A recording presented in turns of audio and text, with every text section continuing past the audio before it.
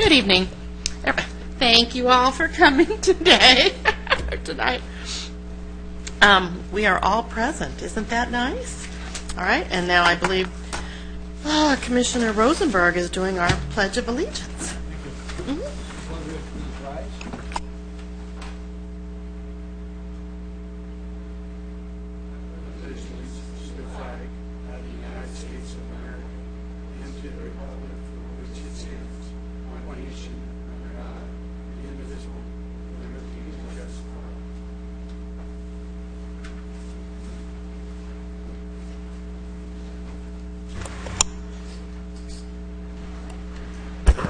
Any public comments? I have one speaker, Frank Choco. Frank? Okay. Thank you for the opportunity to be here this evening. As you know, I'm one of the newest members of the Senior Advisory Committee. It's a very dynamic group, I will tell you, and it's my privilege to serve with Karen Rice and fellow committee members. My purpose tonight is to highlight some of the most recent discussions of the Senior Advisory Committee, and if there are questions, I'm going to defer them directly to Karen. Let me reemphasize the focus of our committee, and that is to encourage lifelong learning and activities that are mentally stimulating, socially engaging, and health improving for older adults. In addition, we're partnering with surrounding cities in addressing the needs of older adults. So I mentioned these items as the foundation upon which the committee serves. Under the category of health, we are gradually phasing out soda beverages and replacing them with dispensing water dispenser, and beginning August 1st we'll be introducing pitchers of iced tea. Investigating providing a lecture also to make a presentation on a cognitive cane walking program. This presentation will address the proper use of walking devices, specifically walking sticks, and the correct height that they should be set at. And somebody from the medical community will be making this presentation. You may already be aware that we offer free monthly blood pressure testing. Under the item of learning, we're trying to increase the number of exercise classes provided by the Emeritus Institute that would include yoga, armchair exercises, etc. We're doing a very preliminary investigation with the Saddleback IVC Emeritus Institute to identify the most popularly attended classes by older adults so that we can be offering them as part of our catalog when the new Senior Center opens 2 years from now. We're advertising to older adults some low-cost or free benefits to attend events at Sigerston Performing Arts Center or the Pacific Symphony Concert or the Shakespeare by the Sea performances. A return invitation to our local police department is being given to present again a discussion on popular scams and identity theft to protect our citizenry. In light of the recent blue screen of death internet scam, which targeted older adults, it seemed apropos. Under social engagement, we're providing suggestions for the new Senior Center naming contest. It was suggested that as part of welcoming new members to the Senior Center, that a mug with the name of the person be emblazoned on it. And I would add that we probably would put some picture of the new Senior Center and some catchphrase that identifies who we are and what we're about. Concern has been expressed, and when suggestions are made by seniors that there is no audit trail of the disposition of those suggestions. They just seem or appear to be going off into a black hole. So it was decided that a board be placed in a conspicuous location in this senior center, listing the suggestion, the person to whom it was referred to, the date of the referral, and the final disposition of the suggestion, so that all may know that it really is being addressed and their input is important to us. A Senior of the Month program was also suggested. The nomination process is being investigated and how best to honor the individual. The purpose of this endeavor is not only to recognize the senior, but to further build a sense of community among the seniors. And there was discussion had on hosting a senior tea party for seniors, and the details of that have yet to be determined. I mentioned our civic partnering. We are seeking to make application to be designated as an age-friendly community. To receive this designation means that our community's elected leadership has made the commitment to actively work toward making our city a great place for people of all ages. We feel that our city can qualify for this designation, and we're pursuing the application process. And then forthcoming, there is the Senior Resource Fair, and the details still need to be finalized regarding that. What I've outlined to you this evening is only a partial list of some of the collective thoughts and ideas of our committee that we've discussed, but it is by no means all-inclusive. There are other things I could mention to you. Now, if you have any questions, I'm open to them, and so is Karen. Very well done. Well, thank you very much for inviting me to be here, and I look forward to working with you. Frank, thank you so much for coming and giving us an update. It really helps because I know I used to try to go to those advisory meetings, and now I can't because I'm working. But anyway, thank you so much. And would you please tell everybody hello for me? All right, thank you so much. Okay, so next. Presentations. Oh, none, right? It says none. Up to the minutes. Has everybody had a chance to review the minutes from last month? All right, any changes we need to make? Nope. Move to approve. Thank you. All right, all in favor? Oh, we got a vote. Okay. We did. Are we good? Woohoo! All right, thank you. All right. Now, the ordinance for sound amplification. Scott's taking the lead on that. Thank you, Madam Chair and members of the Commission. I'm actually going to turn this over to our Assistant City Attorney, Hung Dao Nguyen, for the presentation. Thank you, Scott. Good evening, Chair Herron and members of the Commission. Several months ago, city staff approached our office requesting that we review the city's special permit application ordinance, specifically related to sound amplification. With increasing frequency, staff has been getting requests through this special events permit application for individuals to use sound amplification at these special events. Typically, these requests have been denied based on concerns that they're going to be too loud or noisy. And let me just step back for a moment. If you're not familiar with the special events, they're events that typically have 30 or more people. They occur for 30 or less days. They might include things like carnivals, concerts, parades, so on and so forth. So kind of like the bigger outdoor events. And just to clarify, these are events, they're not initiated by city staff. These are private folks that come forward. They want to complete a special event permit to hold these events. That's correct.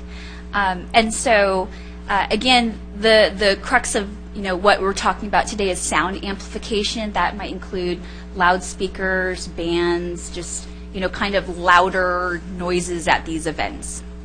So currently, the Lake Forest Municipal Code allows applicants to request sound amplification at these special events, But there's kind of this odd open question in the code about whether these special events are limited by the city's noise ordinances. And that's located in Lake Forest Municipal Code Chapter 11.16. The reason is throughout, the special permits events ordinance, it discusses applicants' ability to ask for sound amplification, and it references a couple times the city's noise ordinance and says, hey, these special events are subject to the city's noise ordinance. But if you flip to Chapter 11.16, it says that special events are exempt from the city's noise ordinance. So someone from the public, understandably could be looking at the code and thinking, do I have to abide by the city's noise ordinances or not? So there is some confusion there. And that's one reason why staff approached us to review this ordinance. Okay. And of course, this is an important point for applicants, because if they're requesting sound amplification, then they're probably asking for louder noises. I mean, the sound amplification equipment is going to make the noises louder, and so if they are subject to the noise ordinance, then it's going to be harder to use sound amplification and still fall under that noise ordinance. Okay, so when we got this request, before making any immediate changes to the code, we reached out to surrounding cities such as Irvine, Laguna Niguel, RSM, and said, hey, we reached out to the Park and Recreation Commission staff or the community services staff and said, how do you guys deal with this?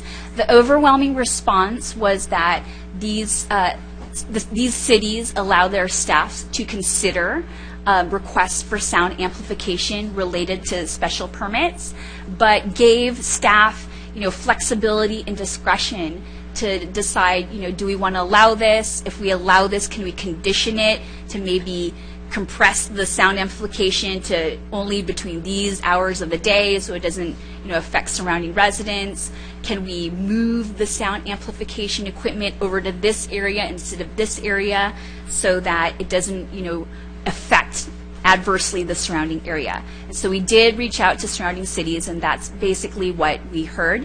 And another point is, many cities told us, we take the city's noise ordinances as a guide. We don't use it as a, black letter rule, but we'll use it as a guide to help us decide whether we want to allow sound amplification or not.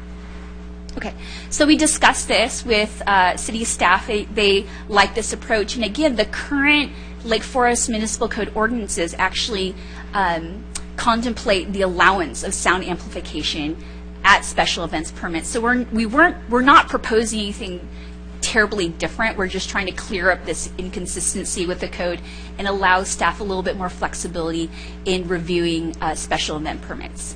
So just to go through the proposed changes to the ordinance, which you have in your packet, one is, and if you just think about kind of beginning to end, so every change we made relates to noise and sound amplification. We didn't touch anything else. And so one of the first changes is the city is allowed to consider requiring a special events permit if the special event could go above the city's noise ordinance. So we made that change. And then the next step is the application process. So the changes allow applicants to specify in their application if they want sound amplification, and if they do, what's their plan to control the noise, what's the hours of the day that they want to allow this or use the sound amplification. The next step is the review of it. So the city manager or his or her designee would be able to look at the application in relation to sound amplification and decide, do I want to allow this? Do I not want to allow this? Do I want to allow this with conditions? And again, conditions might be limiting the time, where the sound is located, and so on and so forth. And finally, the changes would allow the city to continue to deny requests for sound amplification if it would generally adversely affect the surrounding neighbors and especially the residential neighborhoods. That's definitely what the intent is behind this, to protect the residential areas.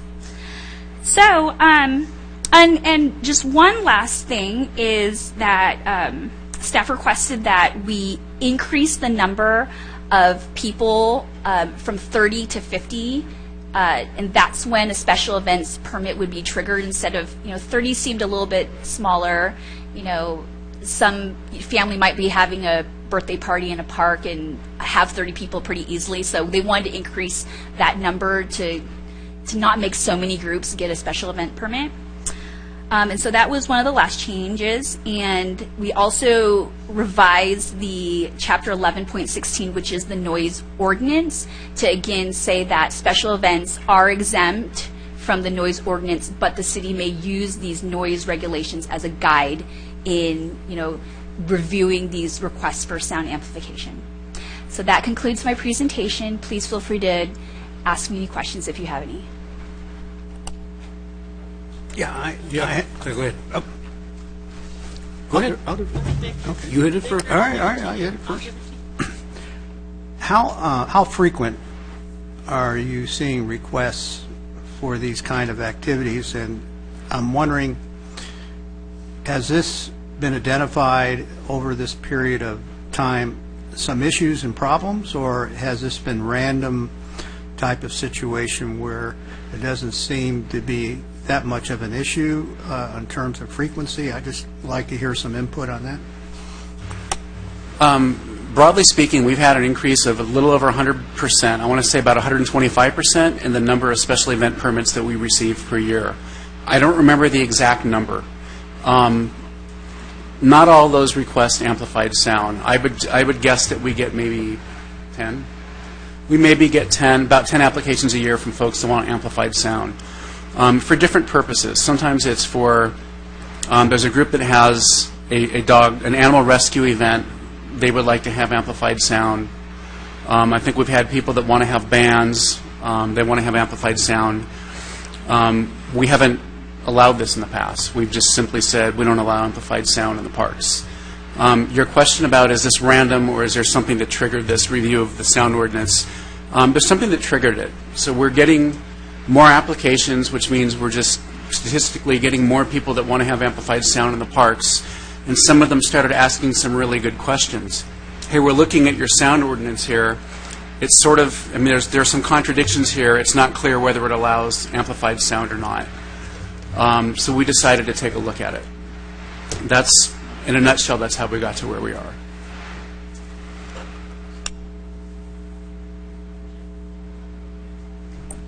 Thank you.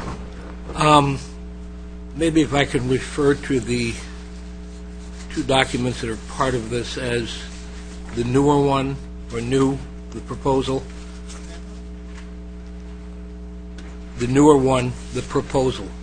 Oh, got it. Thank you. Okay? Picture's worth 1,000 words.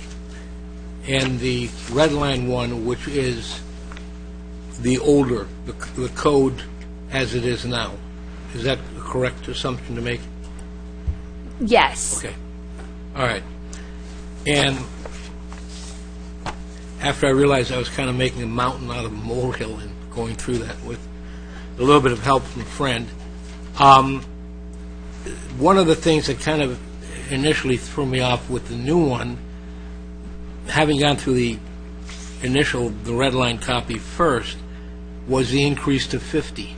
And on the first page of the new proposed ordinance, in the second whereas, you will notice that the way it is typed, it still has the number of 30 as the baseline figure. So I'm sure that was just a typo or... If I may, Commissioner Rosenberg, so the whereases, this contemplates that this ordinance hasn't been passed yet. No, I understand that. So the whereas actually refers to the current state of the Lake Forest Municipal Code, Okay. which allows 30. And the red line actually is the current Lake Forest Municipal Code, but the red line shows what we propose as changes. Okay. Which are really not... everything in the code at present and call it the whereas document now, there are things that are not in the whereas document. Some of the detail for like special events and, companies that bring horses and motorcycles, there's a synopsis of them. When it goes to council, after it I'm sure it will pass muster here, will it be the whereas document, or will it be taking the code with the red line as the formal, Right. what they will see to approve? Commissioner Rosenberg, we will provide this entire, all these documents to the council. They'll see all the documents, so they're going to see, this ordinance, and they're going to see the whereases. Okay. And unfortunately, typically with the whereases, we don't, describe the entirety of the ordinance. We just kind of sum it up, and so we may not have, summarized every portion of the special events permit. But the council will also see the red line, and that's to enable this commission and the council to understand what's been changed. So Okay. they'll see both documents. So, in other words, then, the document that we should really be concurring on is the red line document. Because that incorporates, as you said, the changes to the code, So, and this does not. so the actual ordinance is not the red line. It is the ordinance with the recitals, the whereases. And you'll see, for example, in Section 2 of the ordinance, it says, it specifies each section that's being changed. So it says, for example, subsection P1 of Section 505.020 is amended, and then it makes that change to increase the number of people from 30 to 50. And where is that on this one? In that case, I missed it then, and I apologize. Can you point me to a page or something that, Sure, it's just on the next page after the recitals, after the whereases. So Section 2 describes the changes to the increase in the number of people. thank you. And then Okay. Section 3 makes the changes. Okay. So each section will Got it. show the changes, and I that's what the need council to will see. borrow Victor your glasses or something in going through this. All right. Another question, the threshold going up, let's say a group of 30, which previously would have had to qualify for a permit, what do they do now if they, let's say, want to have sound amplification for, like you described, a birthday party or something like that? Correct me if I'm wrong. So there are certain types of a birthday party they wouldn't need. They could just rent a gazebo. Is the short Okay. answer. But there are still certain types of activities where even if they don't specify how many people we're having or how many people they're planning on having, it just triggers a special event permit. Okay. And those would be the carnivals and the parades and things like that. Yeah, which typically would be more than 50. I mean, Correct. you would think, but just in case Right. somebody, all right. The only other kind of question I had, and I'm sure it may be in the term of municipal legalese, it's obvious that the city manager, if the city manager in reality would be making every decision, the city manager would be working 28 hours a day and never sleeping and things like that. And understanding the process, as we all do, staff is involved. A very popular phraseology in some aspects of business organizational policies and procedures, not total law, and even in the military with some of their operational regulations, they will specify, like the chief, the commanding officer, in this case the city manager, but they will also state in there, or authorized designee. Is that something that is kind of contrary to the municipal law field, or is that just something that... Commissioner Rosenberg, that's a great point. There are parts of the Lake Forest Municipal Code that will say the city manager or his or her designee shall do this or shall do that or may do this or may do that. In this instance, it's not called out like that in the special events permit. We understand that staff especially, the director has been approving or disapproving yeah. of. So we didn't really feel, since that's always already been the policy and procedure, we didn't feel the need to make that change. It is a policy call. If staff wants us to put that in, that wouldn't be a hard thing for us to do. Okay. It's a thought. Maybe you can make a note to consider because, again, even if somebody who reads this, looking for it informationally, and I keep seeing city manager, okay, they're going to make a call for their questions as opposed to coming to staff. And then it gets shunted to somebody else, and then there are people who don't like that, and then they'll get a call back right away. It was just kind of a convenience type thing. But, all right, let's see. Yeah, one more. I think we answered the 30. We did that. Yeah. Below, we covered that, and thought I had one more thing that I marked somewhere.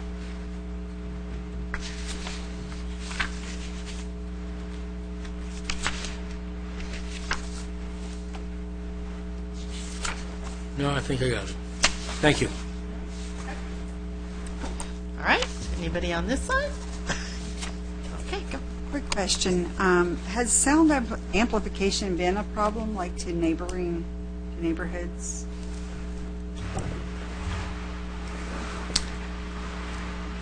I don't know how to answer that because we don't allow it very often. The history is that we simply haven't allowed it. This was the practice when I joined the city from before I was with the city, and I just continued the practice. It's a problem, I think, if you look at a lot of our parks. There are a lot of our parks where I wouldn't approve any event with amplification. And so examples might be Peachwood Park that's surrounded by homes and condominium, Pebble Creek Park, Sundowner Park, Mountain View Park for sure. We get a lot of complaints from Mountain View about things that don't involve the city. But we do get noise complaints sometimes, but they're not always related to a special event. So with that knowledge, I would just, as the staff member reviewing these and I think starting the approval process, I just put a lot of consideration into where we put these events.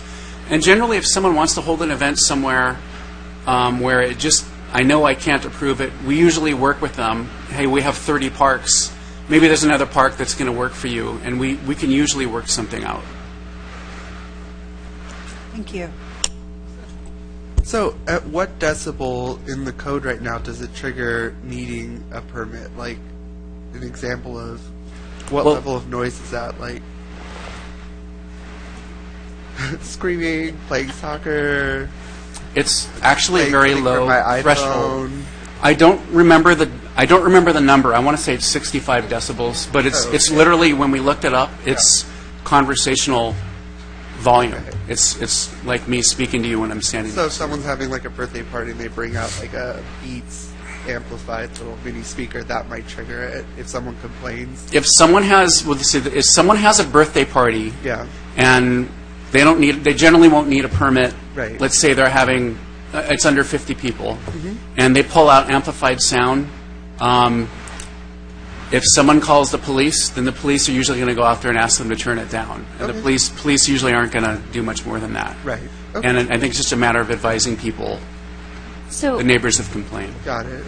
So I can let you know a little bit more specifically. The noise levels are in 11.16.040 and 050 of the municipal code, and it depends on the time of day and whether the noise is being generated, from the exterior, and you hear it from the exterior, hear it in the interior. So, for example, in 11.16.040 exterior noise standards, it's 55 decibels between 7 and 10 p.m., and then 50 decibels 10 p.m. and 7 a.m. And then there's a different code section for interior noise standards in it, but it has similar decibel standards. Okay. And based on different times of the day. Right.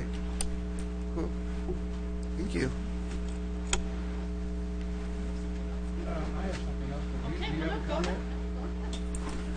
A couple comments. Knowing from experience that human nature, there's always a tendency of turning up volume at any kind of function. I mean, it's just habitual. It's just the way it goes when you have an event. I like the idea, when you do have a special event of 50 or more, is to make sure that a staff member is present, although the way it was written in the write-up, they may have a staff member. I really like to recommend that we change that you will have a staff member, because I think it's important to avoid issues or problems that might come up, that can easily come up, particularly when you have a special permit issued, that I think is part of the condition of the permit that you would require a staff paid by the event coordinator to be present. And then that can be reviewed at a later time if you feel that everything's going along pretty well. But I hate to take a chance of having a problem and you're basing it on complaints, and then we're in a defensive mode. I'd rather head that off by requiring a staff member to be present. Thank you for the comment. That's an excellent point, and it gives me the opportunity to clarify. When there's amplified sound, we will have a staff member present. It's a will, not a may. It is generally a will, yeah. But for special event permits that don't involve amplified sound, we usually won't send a staff member. Right. And not all special events, may I clarify that? Just when you know up front that there's going to be sound. Correct. It also depends on the nature of the amplified sound, right? So two extreme examples would be if someone is having a band, let's say it's a band blowout event, and they're having band after band between the hours of 11 a.m. to 3 p.m., we would send a staff member. But if someone is having some kind of event, let's say it's a walkathon in the park, and every 45 minutes they use a PA system to make an announcement, we may or may not send a staff member. But you're on the right track. If there's any potential where the neighbors can become really agitated because of prolonged amplified sound, then we would require them to have a staff member. Very good. The other comment I have, and I was struggling with this, going from 30 to 50, I guess there's no magic number, although I'm favoring going to 75 to be frank about it. But if you feel that 50 is more than adequate to head off a frequency of smaller groups, that's fine. But I always like to come up strong, and I can always back off if the feeling is that it may not be needed to go to 75. But I wanted some input of how you arrived at 50. So the municipal code actually says 30, and one of the first things I learned when I joined the city of Lake Forest, the reason the practice is different than the law, because if we required an event application for every group of 30, I don't have the staff to process all of that. I really have one person who's the intake person. There's a lot of back and forth with respect to the level of insurance that they need to provide, providing the parameters, actually issuing the permit with the conditions. 50 has been a good number. Now we've had the increase; it's doubled just from one year to the next, but we can still handle 50. If we moved it up to 75, it means that we would be processing far fewer applications, but it means that there would be more large groups using the parks, having a greater impact on the surrounding community, making more noise and impacting parking. Okay. So. Yeah. Very good. The last thing is, I wasn't clear. This goes to council based on recommendation from the commission along with staff, correct? That's Is that correct. Procedurally? That's correct. So between now and the council voting on it, are we under the old rules? Yes, that's correct. Until the council adopts and enacts this, the current rules apply. And even when it goes to council, if the council approves it, they'll have first reading. At the next meeting, they'll have second reading, and an ordinance doesn't take effect until 30 days after second reading. So it doesn't even come into effect right away. So we're talking about a lead time of several months? I would say yes, based on when staff puts this on the council agenda. All right, very well. I'm satisfied. Yes, I want to add one thing to Commissioner Scher's first comment on the amplification. I think the packet covered the use of the staff member was felt appropriate, and the appropriate billing to the user for the staff time, which I think is right on also. Just every now and then, we wind up hearing either anecdotal or some other way of something kind of going south between staff and a user of a facility. And the suggestion I would make, if we're going to do this, is to get a decibel meter. They're not expensive, and that way you're not going to get into, if the staff member has something and goes to the person who booked the party or whatever and turn it down, and the guy gets agitated or the gal gets agitated. It sometimes does happen, and a confrontation ensues. That way it's like, here, we have this thing, keeps everybody kind of happy.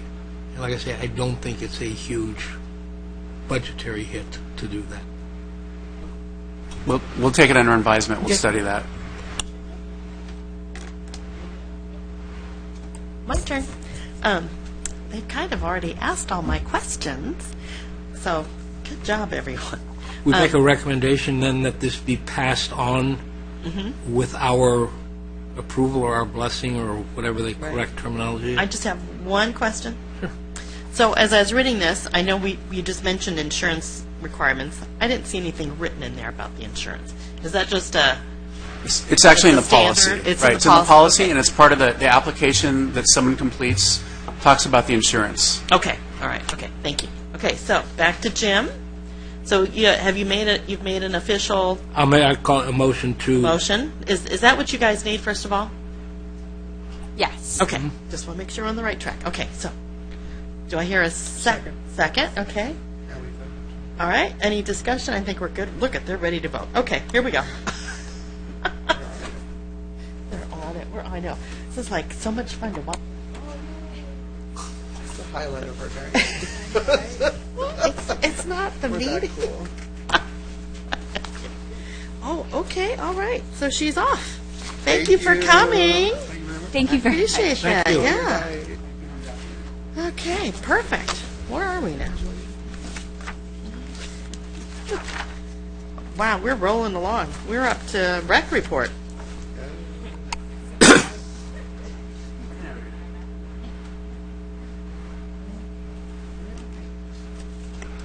Good evening, everybody.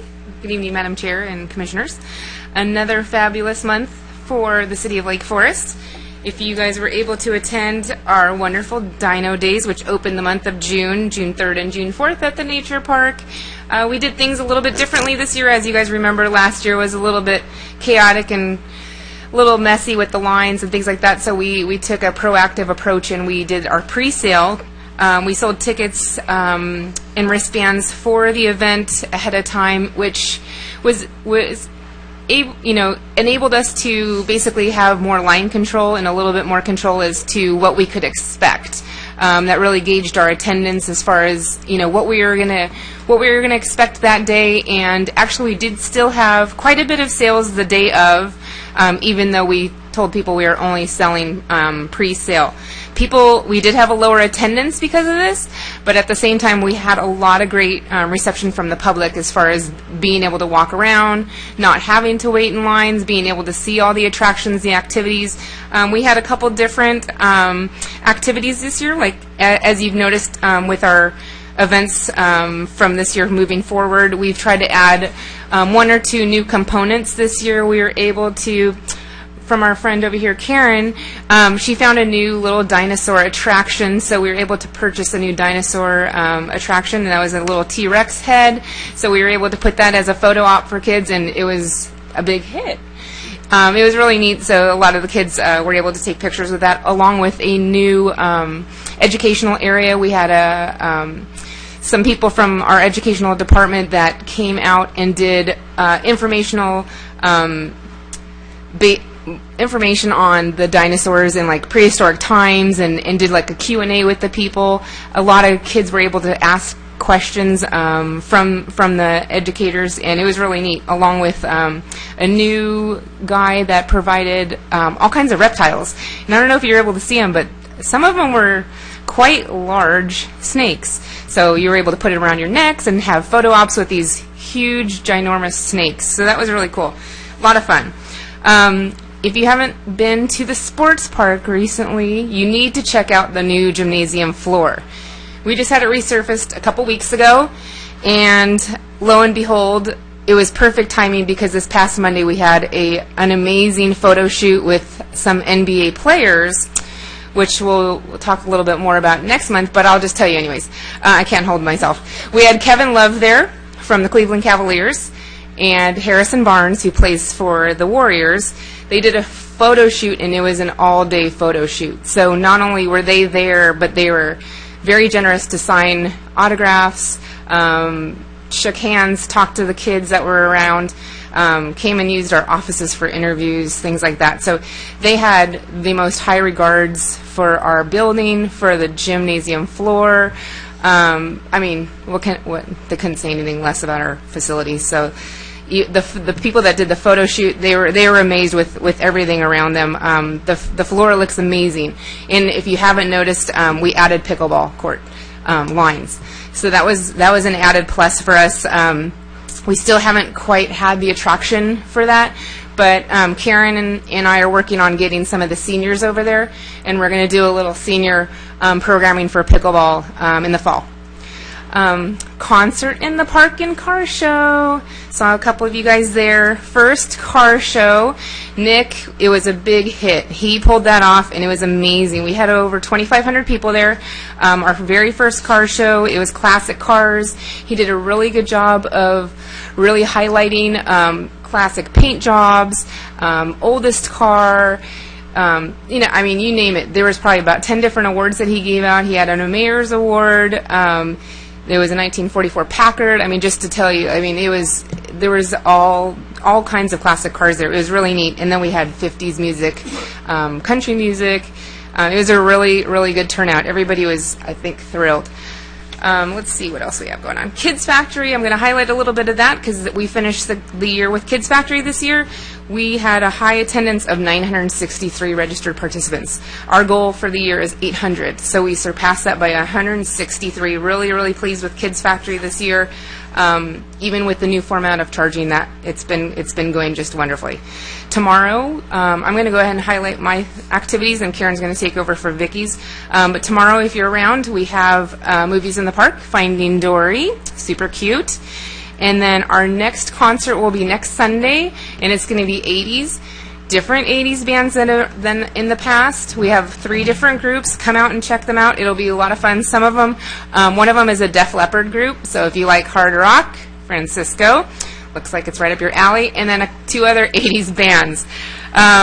Registration for the fall is already around the corner, August 8th for residents. Can you believe it?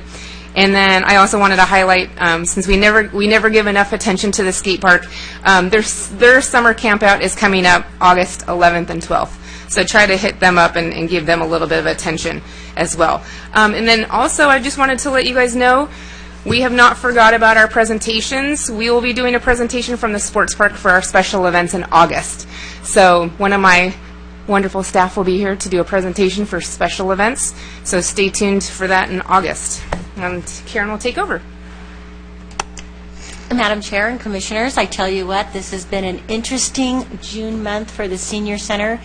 Normally, Brenda and I would lay low because it was normally our slowest month ever because of the fact they're going to see their grandchildren, their graduations and also weddings and so on. So it's always been really slow. We actually broke a June record, so our attendance just in our clubhouse was over 1,300, and so I didn't expect it. So I normally don't do excursions in June because we can't fill it up, so I'm going to have to change that. So we started off in June, we did a poker walk. We had 44 seniors sign up for it, and 44 seniors showed for it. So that was a pretty good time, and they enjoy it because it's not who wins, it's who has the best hand in poker. So it's always really fun to watch them because the person who's sometimes the slowest can win. We had 97-year-old one-time win. And he was like, I won the poker walk. Couple little mini excursions that we did. Both of them were full. We went to the brand-new Heroes Hall in Costa Mesa. They would like to go back because it's brand new. It's not completely full yet, so we'll go back in about 6 more months, and I bet you will have a different experience. We also went to the Frank R. Bowman landfill, which is an Irvine landfill, and it was amazing. They learned so much that they want to go back to another landfill that's going to be in San Juan Capistrano, so we'll do that shortly.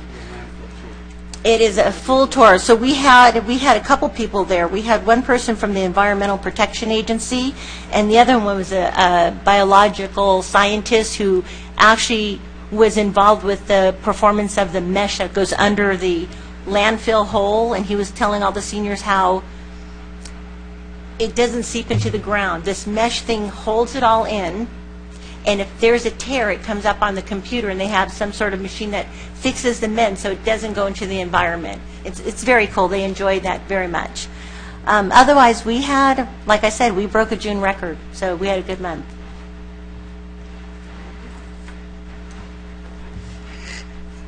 Does anybody have any questions? Thank you for that. I know you guys have been busy, because I know how busy I've been trying to go to everything. I did have a chance to see the sports park, the gym. It is gorgeous, and I got to show it off to some people. I gave an impromptu tour to some walking seniors there. They fell in love with our facility. They'd never seen the inside. So, no, I think everything was great. I know I certainly enjoyed the car show and good bands and everything. Anybody else have? No, we're good? Okay, thank you. Oh, wait. Okay, good. A couple of questions, comments. When you do like the poker walk and like events like that, it looks like we have the winner pictured. Do they get any kind of a prize or something, or? I usually work with Target, and they get a $15 gift card to Target, and of course they get a certificate. Yeah, no, those are cool. We all want our certificates. Okay, all right, I think we ready for Scott? No, I'd No? like to Oh, be able to. sorry. My apologies. The other need to be somewhere at 8:15, or just kidding. And I think this one is just going to be a general compliment to our entire Community Services Department. Looking at the calendar of events, and I would encourage my commissioners, because I'm going to probably try to come and see this thing, on the 22nd, a family movie event at the skate park at 8:30 a.m. That's a typo, isn't it? I just thought maybe that would be something totally new that no other city is doing or would ever do. That's a typo. Thank you. I probably wouldn't have surmised that myself. And on the landfill tour, I'm on a roll right now, is maybe take along some rakes or shovels, or kind of like doing a dinosaur dig, so, oh, hush my mouth. Okay, on a more semi-serious note, and I should have kind of tracked this, and I will from now on, but the open gym, in the beginning when we just opened it, we had a tremendous amount of non-residents versus residents. We made some decisions then with an idea of, like everything else, after a certain time period, reviewing them. It just kind of hit me looking at these numbers on this rec report, that the non-resident numbers are quite a bit lower overall. And I wondered if you guys could point me, and I can do it, just like the last 6 months, should I just delve into the old minutes for the rec report, or is there an easy place just to look at, let's say, the last 6 recreation reports that detail those numbers? If you look, are you looking for numbers? Yeah. Do you want a report? We can get you. Well, I don't want you to go to any... Oh, no, it's fine. So you want the last 6 months? Yeah, if I could just get, volleyball and basketball resident and non-resident. And then I'll kind of track it. Sure, no problem. Okay. We have seen a decrease, as you see there. That is pretty representative of the last 6 months. I mean, the ratios as far as, the non-residents aren't coming because they can still remain at their gyms. They can still go to the 24-Hour Fitness, LA Fitness that have the Right. basketball courts. Yeah. So that's dropped a little bit, but remember, we also too wanted to kind of keep the riffraff out. No, and I understand And that part yeah. has done that. So I'll definitely get the report for you if you're looking for numbers. If you're looking for reasons, those are my reasons. Numbers may dictate a reason to either Yeah. relax it or do something Right, different. right. As long as we're not over capacity. Oh, yeah, it's no. still a nice selling It's point perfect. for people who work in the city. Definitely. To be able to use it. Oh, yeah. No, it's And great. It might be prohibitive. We have a large number at, if you ever get a chance to come by, like during the lunchtime hour, that's when we get a good Yeah, amount, that's a when I good figured amount you probably would. of people from like local businesses. Yeah, because everybody Yeah. else is off somewhere else Right. working.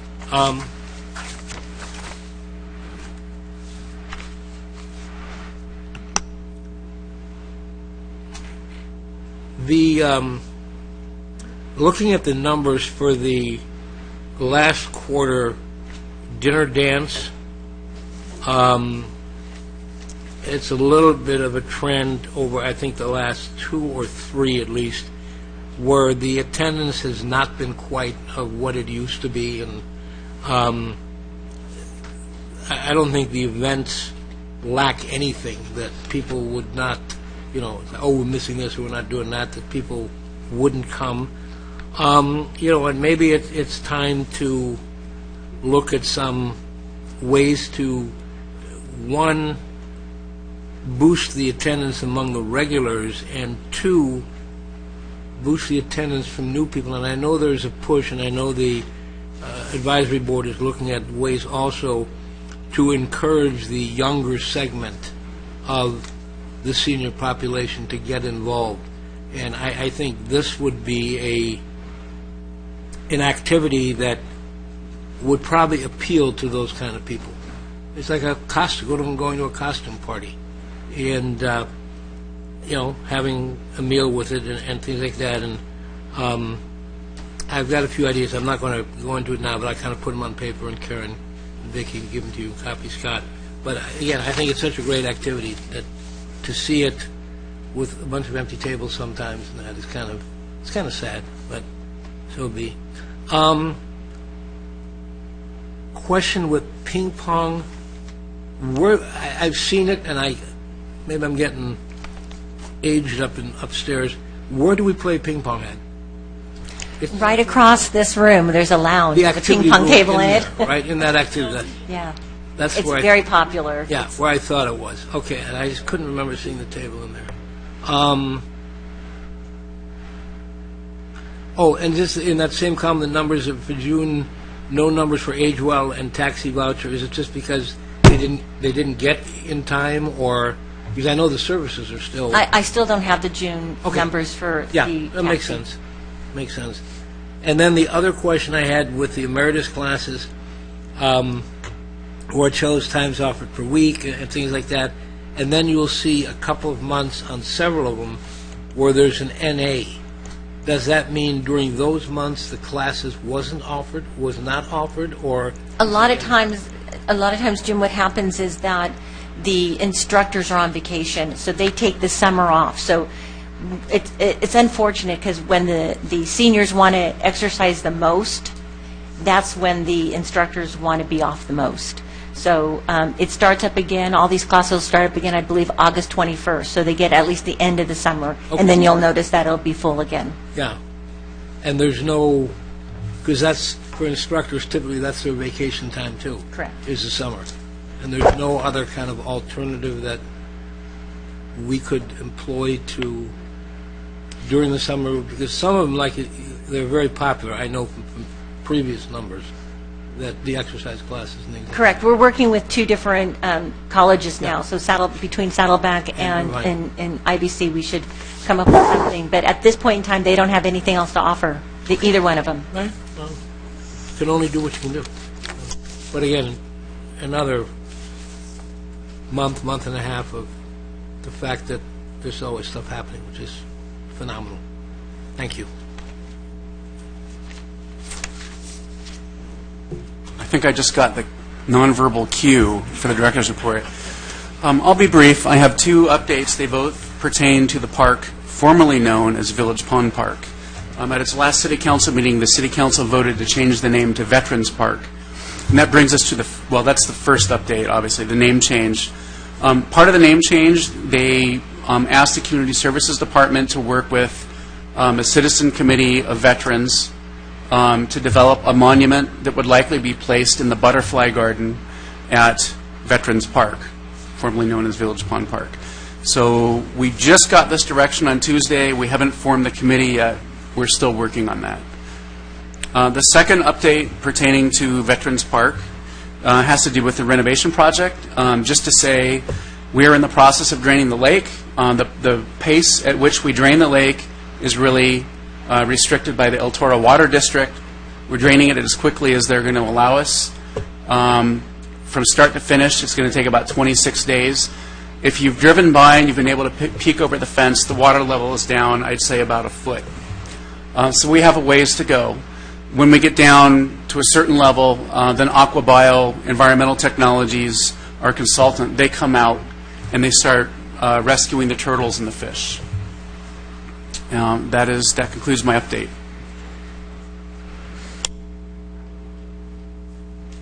Thank you.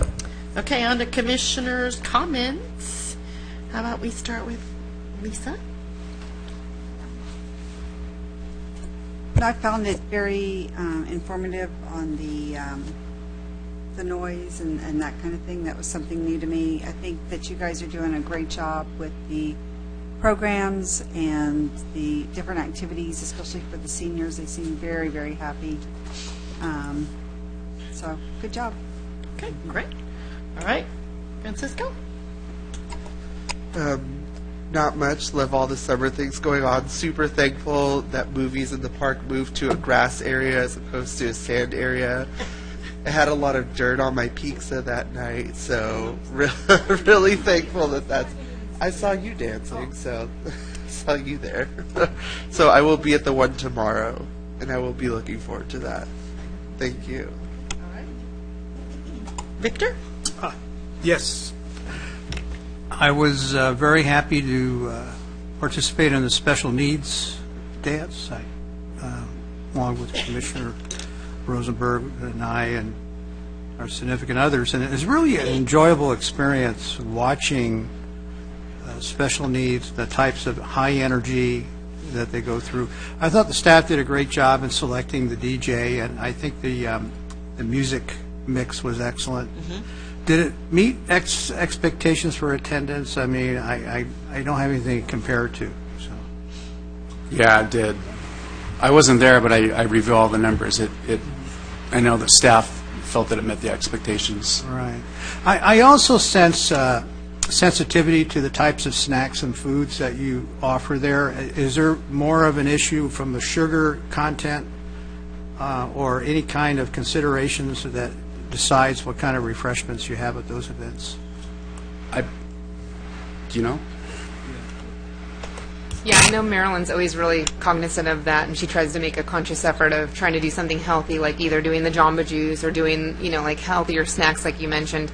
And then just to piggyback on the attendance, she was really pleased with the attendance, but it's also funny to note that probably 80% of the attendants are non-residents.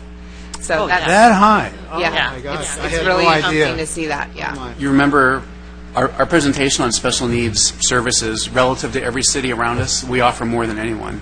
So people drive from miles around to have a safe, supervised atmosphere, for a fun activity for their child. So I'm assuming that you'll be extending the program into the future. Is that correct? Are you going to make any changes or increase? We're going to continue with about the same level of programming. Yeah. Well, I just thought it was excellent for the city staff to execute. The challenges are pretty real. I mean, we're looking at quite a mix of people there, aren't we? It ranges all the way up and down the scale. Did you have enough chaperones and enough supervision for the most part? I guess there's nothing that, we're just being there, right, as a chaperone. And they're all volunteers for the most part. Okay. The other topic, and I won't let this die, I mean, we spent the commission a substantial amount of time in evaluating the fields. And we talked about a number of recommendations that were not supported, although I am hoping we'll get re-agendized this whole area because I have some serious concerns of the direction that the city council wants to go to. On the other hand, no matter what investment you make in technology in terms of maintenance and techniques, although most of it, if not all of it, we're already doing, but there's always improvements that can be made, particularly when you learn from other cities like Irvine and what they're doing. But nothing's going to change the fact that if you have damaged turf, you can pour as much fertilizer and techniques you want on it. It needs to be replaced. Currently, the public works budget is rather restrained. There's no way that they can cover all the damaged areas, and they're going to have to prioritize that. But it's not going to change the fact that since the city council chose not to reduce usage, whereas the same consultant that was presenting at the city council is the same presented to the commission. And he made it very clear, without any doubts, that the 600 plus hours is totally unacceptable, and we will sustain more damage into the future if we're not looking at a balance between, yes, proper maintenance, but also to reduce usage. The challenge is that there's no other fields available outside the city. It's maxed out. The high school fields, wherever you go, there's no more capacity. Everyone's competing for almost the same type of capacity. So what is the answer to the problem? Well, the answer is very clear to me, is that we gotta reduce usage. Sorry to those who feel that we should be continuing to doing what we're doing and hoping that our maintenance techniques will solve the problem. And no, it won't. The fact remains that we're going to have the same problem come to us a year from now, and therefore in the future, unless we address the real problem, which is overusage of the field. So I'm hoping we'll get this back on the agenda probably next year, and we'll review the progress being made and continue to look at protecting the investments that we already made at the fields and the sports center. And we're going to be back again having this discussion. And hopefully the city council will be educating themselves. Some of them are already walking the fields, and they're joining with public works to better understand the situation there. But the type of grasses that need to be done is clear. I mean, bluegrass is not the answer. Bluegrass is a cold grass. It's excellent in cooler climates. The best grass is a hybrid Bermuda, which has been proven to be very durable during the hot months. But the fact is, you got to rotate the fields to rest them. So in order to do that, you got to reduce usage. The recommendation that was made to start late in the morning and reducing hours was sound, and I don't have any regrets one way or the other that that was the right recommendation. And I want to reinvent that again appropriately at next year after staff evaluates the progress being made. But I am very skeptical that we're going to see much progress unless we increase budget for replacing turf and doing the right grass balance. The bluegrass on the sports park is just not working out, and we knew that from the get-go. So we need to reevaluate and look at the recommendations from the consultant who, again, recommended to us very similar to what is recommended to the city council. So I want to make that clear. That's the extent of my comments. Thank you.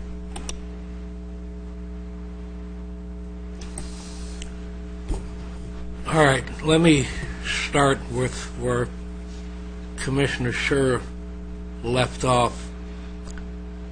If you remember the meeting we did have where we received the presentation from the consultant and his public works handler, it was pretty cut and dry. I don't disagree with you at all, based on what was presented to us. And my backing of it at that time was, in my opinion, with good reason, and also with throwing in, and that was the reason I threw in the alternative of turf versus grass, down the line. And I think if it ever comes to that, that will be the best final decision, because then you can throw a lot of other stuff out. However, since that evening, when that recommendation on the day it was forwarded to and was on the council agenda on that day, was the day of the infamous trip to Irvine, and which was a tremendous learning experience. And what came out that night at the presentation, I don't know if you were here for the whole length of it, I can't remember, Victor, when you left. The consultant was here again and espoused other things that were not presented to us, a whole litany and list of things that could help the situation, that might preclude drastic cuts in usage. Again, the jury's still out, but it's not that it's cut usage or die type of thing. There's also a lot of other moving parts and pieces in this process of maintaining facilities and maintaining landscape. And you have, obviously, supervision. And the old saying, if you expect it, you better inspect it. And there is the people who are doing the job under contract.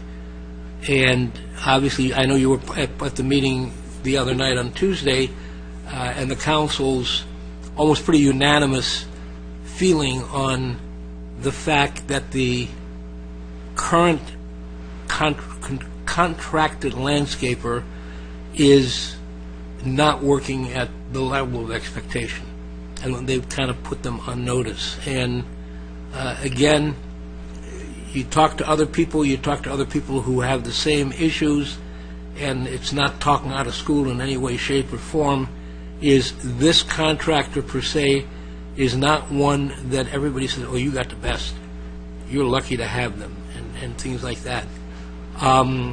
It's not only the lawns. If you go to the sports park, if you had a gardener at home and your garden was maintained like the landscape at the sports park, you would fire the gardener. I mean, the naked eye can see those hedges need to be trimmed. Those plants are all dead. Oh, they're gone. There's no plants because they all died and they blew away or whatever. Oh, what is that when I have plants in it? And there's absolutely no standard. So there's, I think, a lot of other parts besides that one thing. I know that our Public Works Department is very actively involved in kind of doing its part to make it better. And then I don't disagree that we shouldn't review it, and I think we should keep, as a group, I think we should keep tabs on it. When's the last time you were at Foothill Ranch Park? It's been a while. Foothill Ranch Park by the church, I can't remember which. You go up Lake Forest to the end, there's a church when you turn right, and it's behind it. Huge park, okay? All right. If you haven't been there or don't have the time, Google on TV, Sherman's March to the Sea, okay, what it looked like. That park is not only the athletic area, but the park, which is a pretty large expanse. It's all dead. It's ugly. It's horrible. Go look at some of the just that are not fields. Again, to answer your question, other capacity, Vic, is the school fields. There are school fields that are available, and the locals, when the city feels that they could use prefer the city fields. AYSO locally used to have 3,300 players. They have 1,800 now. We didn't have a sports park at the time, and they accommodated all 3,300 on fields within the city boundaries. A lot of them were school fields, obviously. And that may be for younger age kids, maybe a direction that we should go, and they don't need the same necessarily quality and that of, a prime field. So, I think in summary of kind of a tirade on it, there's a lot that needs to be looked at least at this point. I feel confident that you've got the council's attention, you've got the city manager's attention, you've got the director's attention in any department that touches parks and fields, and it's not something that's going to be shunted in the background. So have hope, maybe some faith, and things like that. Some other comments. I think the concert. Again, I told him personally that day, but again, kudos to Nick, and I don't know if we can take him out for a ride in an old car or something. That was a really neat idea to do, and I think there were a bunch of people there who couldn't have given a hoot less if there was a concert, but they were there for the car show because it was pretty crowded. Only negative part to me was the guy with the 56 Chevy convertible left early. I didn't get a chance to, because that car was gorgeous, absolutely gorgeous. But it added a lot, and I think the mix of music was really good as well. There are a lot of us who live and like country music, and they were cool. They interfaced well with the audience, and their music was good. So, echo Victor's comments on the special needs dance. Yeah. Having been to literally everything that Maryland puts on, she was pleased with the number. The thing with special needs, that segment of the population, they don't all travel well, and it's hard to get them to different places and things like that. But those who can really look for opportunities, and other cities don't have what we have. And I used to do, in one of my past life, a soccer tournament for special needs kids, which means from age 6 to 60. There's no limits in those programs. And we would draw 600 to 700 of them, all the way from San Diego, Riverside, Las Vegas, a one-day thing where they got to play a couple games, and they had, all kinds of food and opportunities. And I think on the issue that Victor touched on too, with the refreshments, most of them are there with parents or an escort or something, that if there's something there that they shouldn't have, they won't, it's not that they're on their own and suddenly they're all going to be on a sugar high and things like that. I think some caution is good, but maybe a little bit more, relaxation might be possible. But again, a fun event, and having now, you, like everything else, there's some of these attendees that you really get to know because they're there every time. And very cool, and they interact with each other, and it's just a very positive thing. And maybe we should start, as a group, a campaign for the next year's budget session that our council, on its own accord, appropriates more money to special needs and things like that, because budget makes things go around, and our senior program, and to be insistent that is important to the city and the quality of life of the people here, as opposed to maybe some of the other things. 4th of July parade, again, phenomenal, went off like a Swiss watch, and I know you had a long day that day, and a long month getting it done, and again, thank you and your staff for all of the work that you did with it. Senior Advisory Board. Frank is a wealth of ideas and vision and things like that, and as a group, compared to when they started in the versions of people who were serving on it, they are really active and really focused, on some very positive things. One of the things that Frank brought up at the last meeting, again, to help create more exposure and get more people involved, was is CATV the right term, Karen? Like a kind of a broadcasting type thing. And then somewhere I caught something since that meeting about Lake Forest having a YouTube channel. Is that something we could use for, or is it just for events, or? We would need to speak with our social media staff Skylar? person, but that, we do have a channel. That's what I post the parade on. Right, and I saw that. That's, Yeah. Yeah. So we can broadcast through that channel for other types of events. Okay. Skylar works with that stuff too, and then, okay. Because that might be the answer to, that we already have a tool that we could use for it. But again, a really, really active group, and again, they're focused on increasing attendance and getting, other people involved.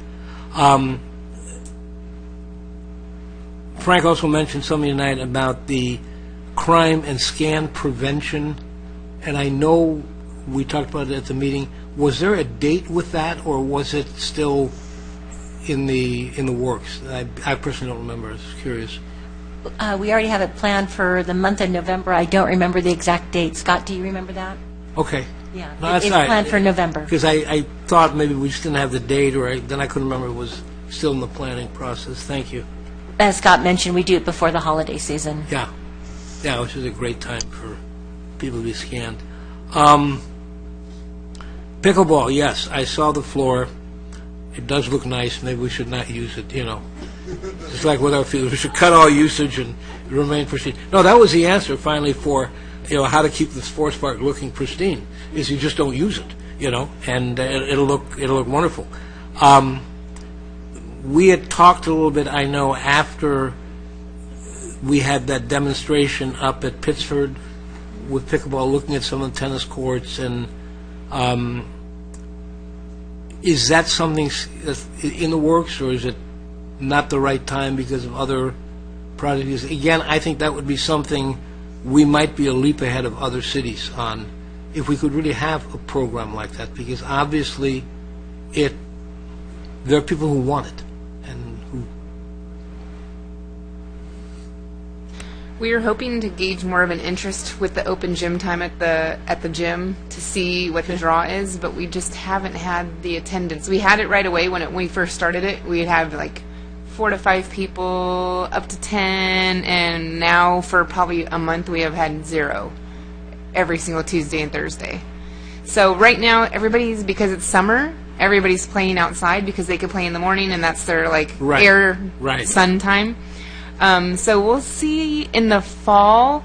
I mean, obviously now we have the lines, so we want to use them. We want to create some classes. We want to be able to, provide seniors with opportunities to come inside to the gym, and maybe introduce it to like our teen program.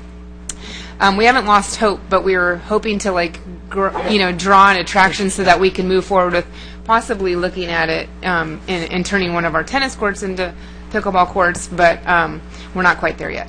Yeah, I would maybe throw on the table to work in conjunction with the 2 large homeowner associations, because they're both kind of active in it, and I don't think they would scoff at the city being a partner or being a partner to the city, because again, it's all kind of limited as far as facilities and things like that, but something to maybe to pursue and think about.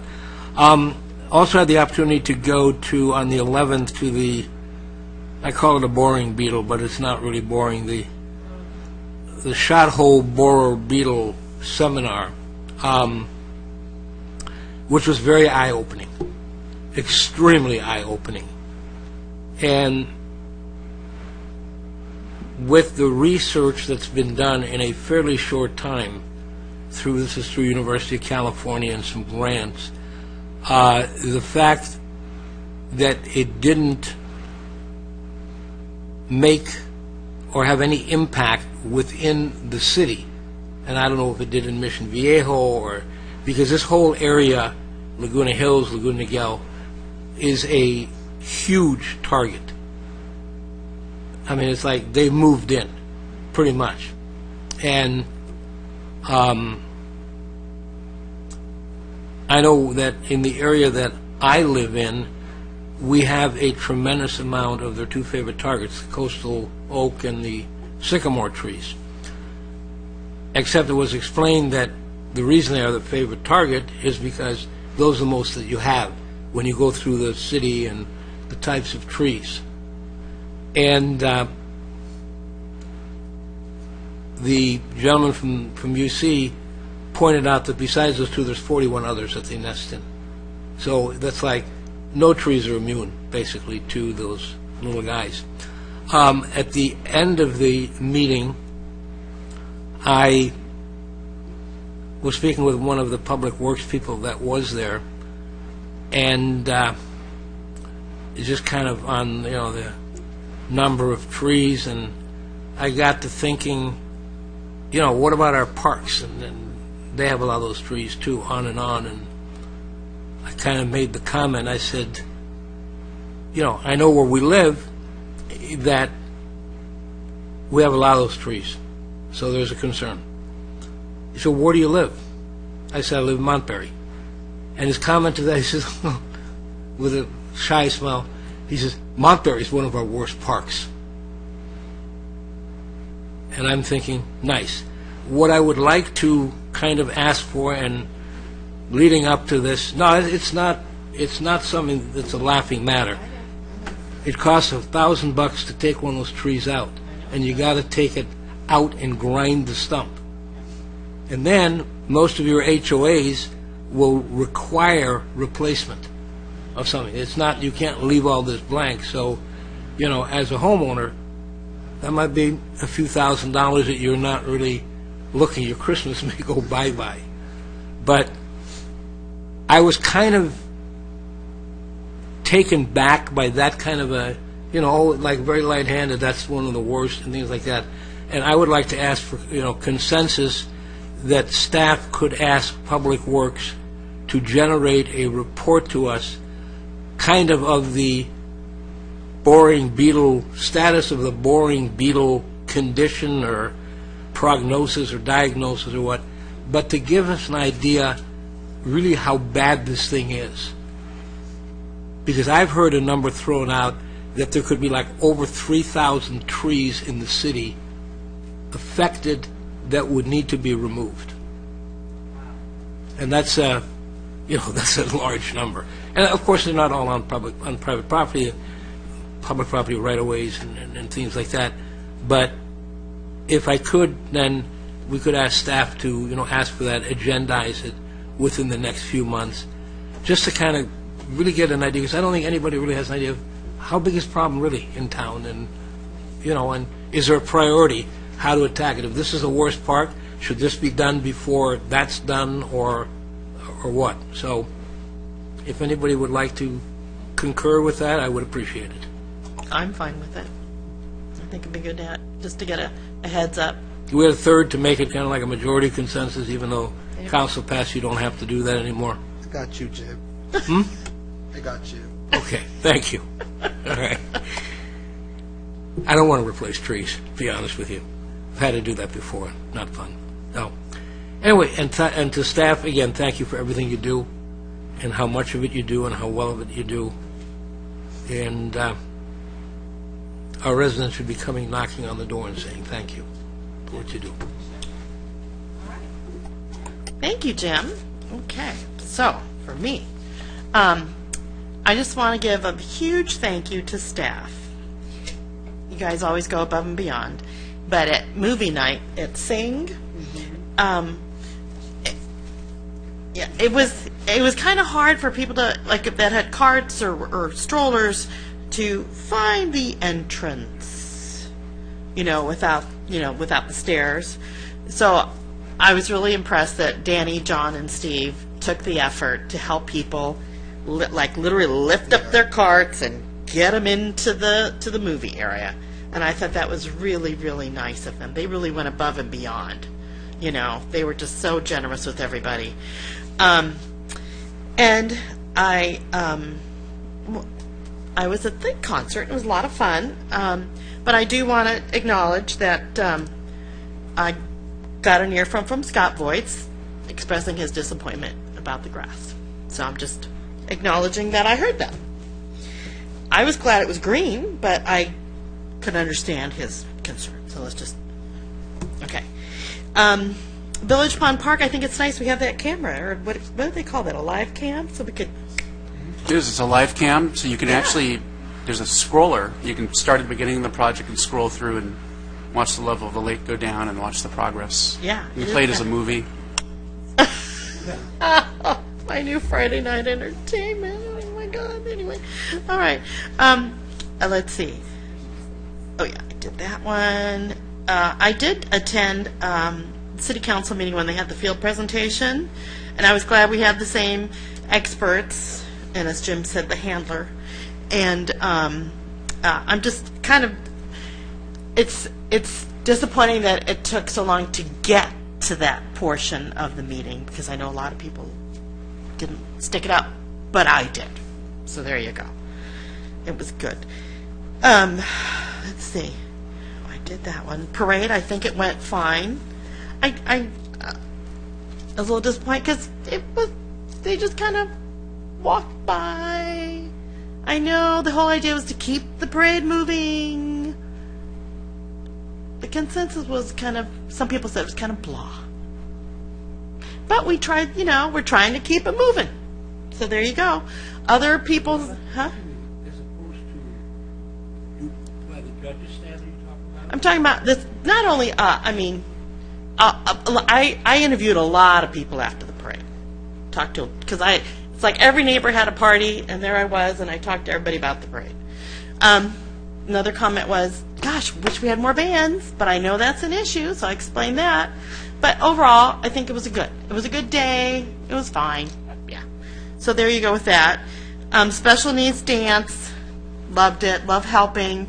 I wanted to pass on, I did tell Marilyn this, a parent came up to me and just complimented us on what a great event it is, how well, he feels very comfortable having his child here to do it, and what an excellent job we do, And then another mom said, well, I wish we wouldn't always have cookies. Maybe we should have chips because they're gluten-free. And I passed that along to Marilyn as well. I'm just telling you, giving you my feedback from the feedback that I get, okay? All right, family camp out. Oh, my gosh, what fun. And who's the guy that ran that camp? Is that his name? Kevin Fernandez, he's our new coordinator. Yes, I know. I met him at the concert car show. Nice gentleman. Very. Did a great job with the family camp out. I only go just to hear the campfire stories, and the gentleman that they had there, he did an excellent job entertaining age 0 to 100, I think. He covered everything. And then the food was excellent. Everybody was so joyous to be there, and the kids are having such a great time.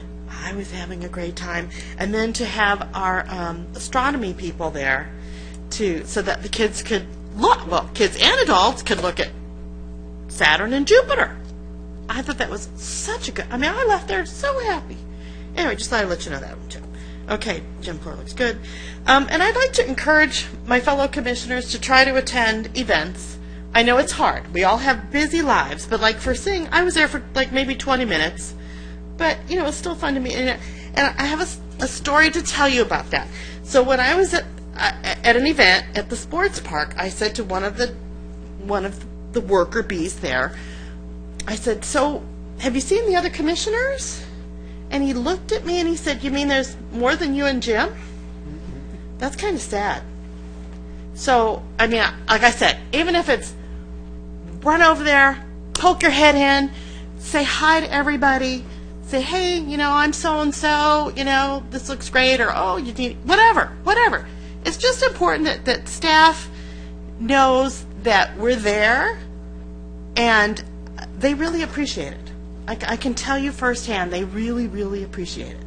And I've talked to staff from other cities, and when I tell them, oh yeah, I go to the events, they're blown away.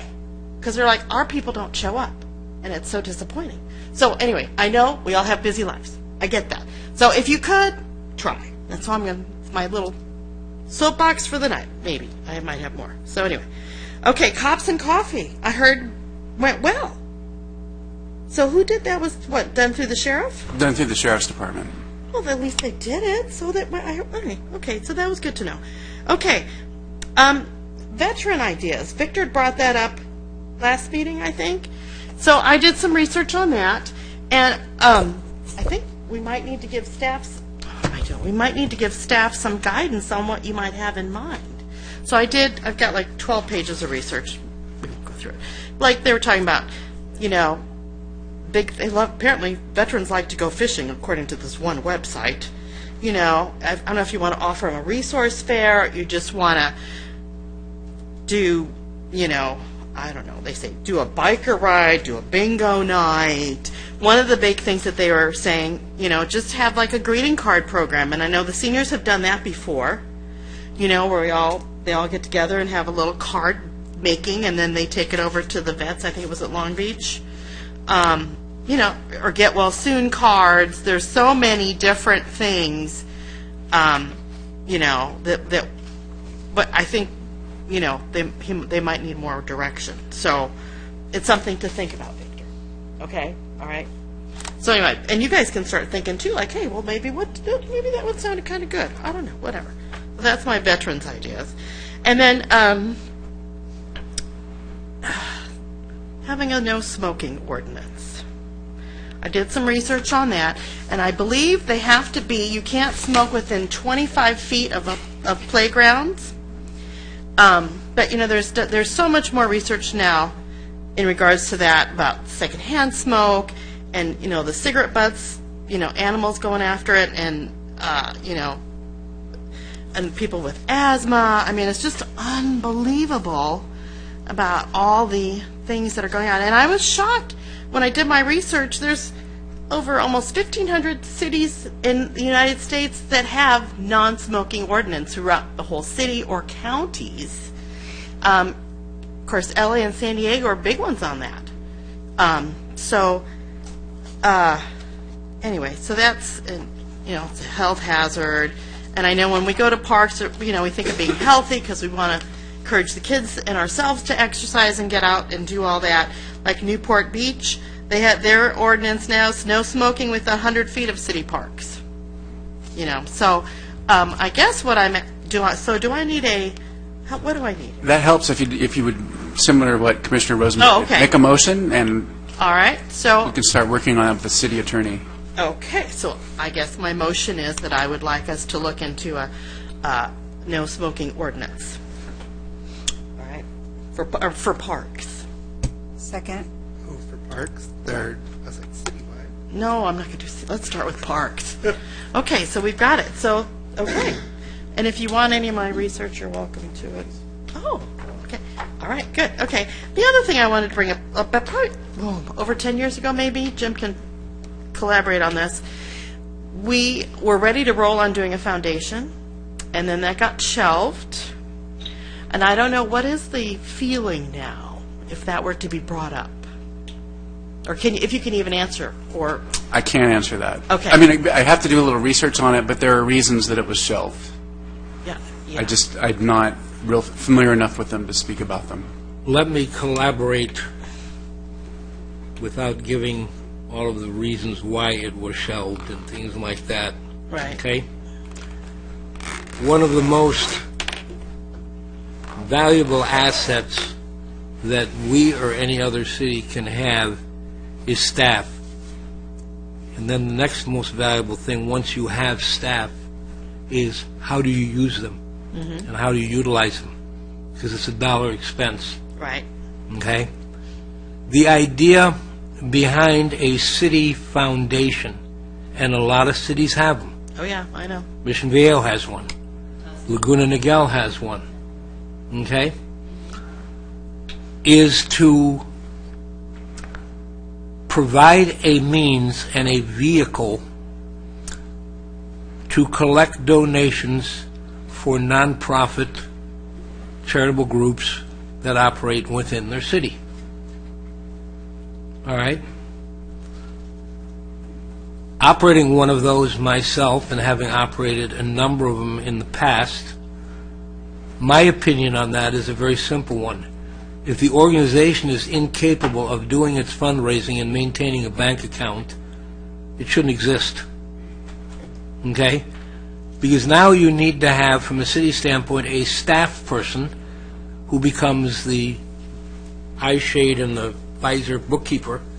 The check comes in, and it has to be notated in the memo line who that money is for. It has to have a letter with it or something like that. And if it just comes in without anything, as most of them do, because people don't think about that, they know who they want to donate it to, but they send it to the city foundation. The staff member gets it. Now I have to call the person, and phone number not on the check, and all of this good stuff. So I know that was part of the reason for kind of looking maybe not so quick at it. And I also know at the time there were a number of people who at that time were on the council, and I think the effort totally would probably still be a majority, who felt that the fundraising for these organizations is the purvey and the job of the organization. It should not be the city having to do that. You know, I mean, if you were doing something which we have never done as a city for a city facility, let's say we just find we need $6 million more for the Civic Center because just cost overruns or bad bidding or whatever happened, that could be a reason that the city could do that, because all that, it has a single charter purpose. You can even say a mission statement that all money that is being collected goes towards making up that deficit, but not for other organizations. So this kind of. Thank you, Jim, for that education. I'm refreshing my brain. So I am done finally with my comments, and of course I want to say to staff, I've already complimented you once. You deserve another one, okay? And please pass that along to everyone, all right? So we just need a motion to just whatever. Oh, good. We're adjourned. Thank you.